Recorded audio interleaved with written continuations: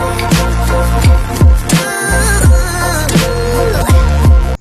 Friends, I am सफरी and welcome to our channel the Gyan Kumbh. और आज के इस वीडियो में हम पढ़ेंगे क्लास 9th की साइंस का चैप्टर 2। इससे पहले भी मैं आपको जो है चैप्टर 2 की कई वीडियोस बनाकर आपको पढ़ा चुका हूँ। और पिछली वीडियोस में हमने पढ़ा था कि जो विलयन होते हैं या निलंबन होते हैं, इनके अवयवों को किस तरीके से पृथक पृथक किया जाता है और इनकी कुछ पृथक्करण की विधियां पढ़ी थी।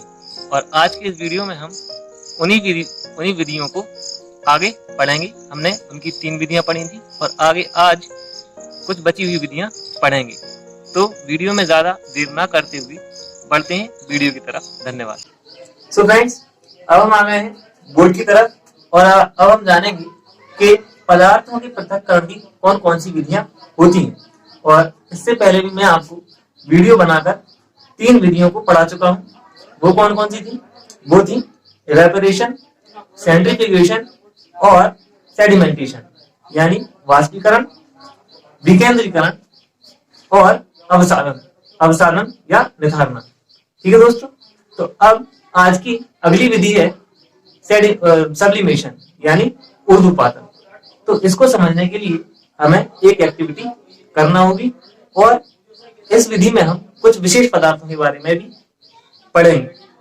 ठीक है, तो दोस्तों सब्लिमेशन या ऊर्ध्वपातन के बारे में मैंने आपको चैप्टर 1 में पहले भी बताया है कि जब कोई पदार्थ अपने ठोस अवस्था से जो है द्रव अवस्था में ना परिवर्तित होते हुए सीधे गैस अवस्था में परिवर्तित हो जाता है या फिर गैस अवस्था से द्रव अवस्था में परिवर्तित ना होते हुए सीधे ठोस अवस्था में परिवर्तित हो जाता है, तो इस क्रिया को हम कहते हैं ऊर्ध्वपातन यानी सब्लिमेशन। ठीक है दोस्तों, तो अब इसी को समझने के लिए हमने एक मिश्रण लिया है कैम्फर और नमक का।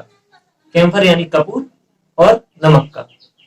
ठीक है, और इस मिश्रण को हमने एक चाइना डिश यानी चीनी मिट्टी की प्लेट में रख के उसे एक स्टैंड पर जमा दिया है और नीचे एक बर्नर रख दिया है। अब हमने एक कीप ली, कीप यानी फनल, उसको लिया और उसको उल्टा करके उस चाइना डिश पर इस तरह से जमा दिया कि ये यहाँ बिल्कुल बंद हो जाए। और जमाने के बाद कीप को ऊपर हमने एक रुई का टुकड़ा रख दिया ताकि जब हम इसको गर्म करें और जो कपूर है वो गर्म होकर वाष्प बन के जाए तो वो बाहर ना निकल जाए। फिर हमने इस बर्नर को ऑन किया, तो जैसे ही ये बर्नर जलेगा तो ये जो मिश्रण हमने लिया है ये गर्म होगा और गर्म होकर इसकी वाष्प के रूप में हमें दिखाई देगा। जो कपूर है वो कपूर वाष्प के रूप में उड़ेगा और उड़कर यहां जमा हो जाएगा और वापस से ठंडा होकर ठोस अवस्था में आ जाएगा। यानी नमक नीचे उस चीनी मिट्टी की प्लेट में रह जाएगा और कपूर वाष्प बनकर कीप में आ जाएगा। इस तरह से दोनों अलग अलग हो जाएंगे।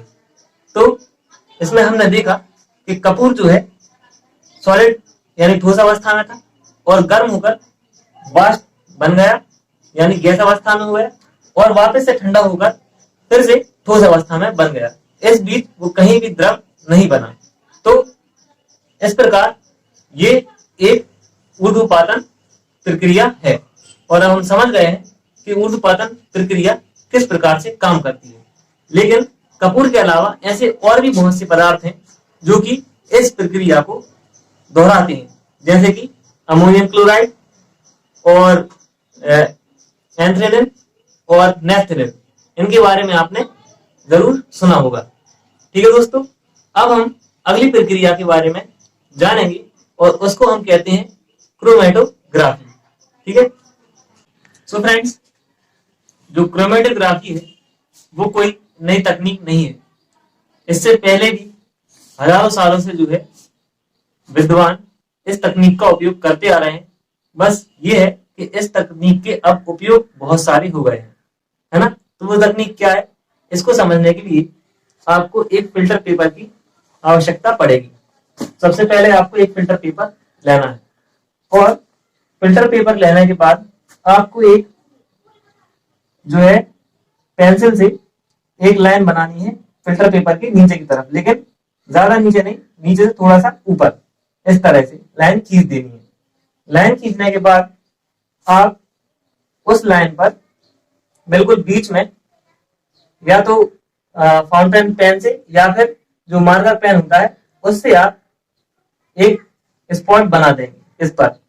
और स्पॉट बनाने के बाद आपको एक बीकर लेना है और बीकर में आपको लगभग इतना, मतलब ज्यादा नहीं, थोड़ा सा पानी भरना है। और भरने के बाद जो है आपको उसमें फिल्टर पेपर इस तरह से लगाना है कि जितना आपने पानी भरा है उसका जो लेवल है उस लेवल में जो आपका स्पॉट आपने बनाया था वो स्पॉट बस हल्का सा डूब जाए।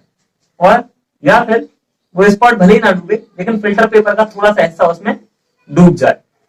ठीक है दोस्तों, अब इसके बाद आपको क्या करना है कि इस पेपर के ऊपर पेपर क्लिप्स लगा देनी है जिससे ये इसमें रुक जाए और बिल्कुल भी हिले डुले ना। फिर आप इसको थोड़ी देर के लिए ऐसे ही छोड़ दें।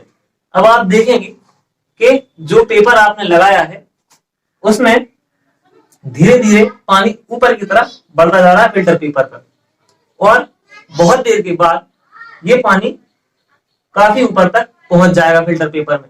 फिर आप उसमें क्या चेंजेस एब्जॉर्ब करेंगे, वो बदलाव होंगे कि ये जो स्पॉट अपन ने बनाया है इस पर स्याही फैलने लगेगी, पानी के साथ स्याही फैलने लगेगी। और स्याही के फैलते फैलते इसके जो कलर कंपोनेंट है, यानी इस स्याही को बनाने में जितने रंग लगे हैं वो अलग अलग हो जाएंगे, है ना। अब आप स्याही कोई सी भी ले सकते हैं, चाहो तो ब्लू यानी नीली स्याही ले लो या फिर ब्लैक या काली स्याही ले लीजिए। अपने हिसाब से आप कोई सी भी स्याही का इस्तेमाल कर सकते हैं और उसके कंपोनेंट्स को अलग अलग कर सकते हैं। इस क्रोमेटोग्राफी का उपयोग बहुत सी जगहों पर होता है, जैसे कि एक तो मैंने बता ही दिया कि जो स्याही होती है या और भी दूसरे डाइंग कलर्स होते हैं कपड़ों में रंगने वाले, उनके कलर्स को अलग अलग करने के लिए होता है और नए कलर कंपोनेंट बनाने के लिए भी होता है। जैसे डार्क ब्लू है उससे हल्का ब्लू बनाने के लिए, इस तरह से। और इसके अलावा खून की जांच वगैरह में ब्लड के कंपोनेंट को अलग अलग करने के लिए भी इसका उपयोग होता है। तो अब आपको समझ में आ गया होगा कि क्रोमेटोग्राफी क्या होती है।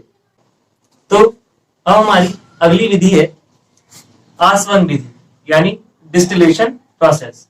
अब इसमें जो है ऐसे पदार्थों को लिया जाता है जो कि द्रव अवस्था में होते हैं और एक दूसरे में पूर्ण रूप से घुल सकते हैं। यानी अगर दो द्रव एक दूसरे में पूर्ण रूप से घुल सकते हो तो उनको जिस विधि से पृथक किया जाता है उस विधि को हम कहते हैं डिस्टिलेशन यानी आसवन विधि। और इस विधि को समझने के लिए हमें जो है एक मिश्रण लेना होगा जल और एसीटोन का। एसीटोन को आप बहुत अच्छे से जानते होंगे, जो नेल पॉलिश रिमूवर होता है वो, उसका नाम, केमिकल नेम जो है होता है एसीटोन। ठीक है दोस्तों, तो अब हम समझेंगे डिस्टिलेशन प्रक्रिया को।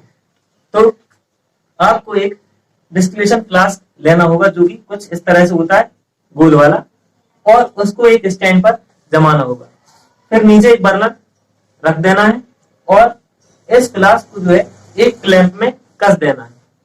कसने के बाद इसका जो ऊपरी हिस्सा होगा उसको आप ढक्कन से बंद कर देंगे और बंद करने के बाद आपको ये वाटर कंडेंसर लगाना है। अब वाटर कंडेंसर में होता क्या है कि एक जगह से पानी आता है, ठीक है, और आ करके दूसरी जगह से पानी बाहर निकल जाता है और इस बीच में इसमें अंदर जो है पानी, ठंडा पानी जो है मौजूद होता है। तो जब यहां से कोई भी चीज, ये अकेली नहीं, कोई भी पदार्थ यहां से वाष्पीकृत होकर जब जाता है और वाटर कंडेंसर के बीच में से गुजरता है तो जल्दी से ठंडा हो जाता है और ठंडा होकर वापस अपने पुराने रूप में आ जाता है। तो यहां भी यही होता है कि जब हम मिक्सचर लेंगे किस का, एसीटोन और वाटर का, यानी एसीटोन और पानी का, और फिर हम ऐसे बर्नर की सहायता से गर्म करेंगे तो जो एसीटोन है वो वाष्पीकृत होकर इस पाइप में आ जाएगा और पाइप के जरिए यहाँ की ओर आगे बढ़ जाएगा और फिर वो पहुंचेगा वाटर कंडेंसर में, और वाटर कंडेंसर में ठंडा होने के पश्चात वापस से गैस अवस्था से द्रव अवस्था में आ जाएगा और इस बीकर में जो है जमा हो जाएगा, और इस प्रकार से वाटर यानी जल फ्लास्क में बचा रह जाएगा और एसीटोन हमें इस बीकर में प्राप्त हो जाएगा। तो इस प्रकार से डिस्टिलेशन प्रक्रिया पूर्ण होती है। तो आपको समझ में आ रहा होगा कि किस प्रकार हम दो ऐसे द्रवों को जो कि एक दूसरे में पूर्णतः घुल सकते हैं उनको अलग करते हैं। ये थी आज की आखिरी पृथक्करण की विधि। अब इसके बाद मैं अगली वीडियो में आपको पढ़ाऊंगा भौतिक परिवर्तन और रासायनिक परिवर्तन के बारे में। तो जुड़े रहिए हमारे चैनल से। वीडियो पसंद आई हो तो इसको लाइक करें और अपने दोस्तों के साथ शेयर करें और हमारे चैनल को जो है सब्सक्राइब करें। अगर वीडियो से संबंधित आपके मन में कोई प्रश्न है, कोई सवाल है तो उन्हें कमेंट बॉक्स में जरूर पूछें। धन्यवाद।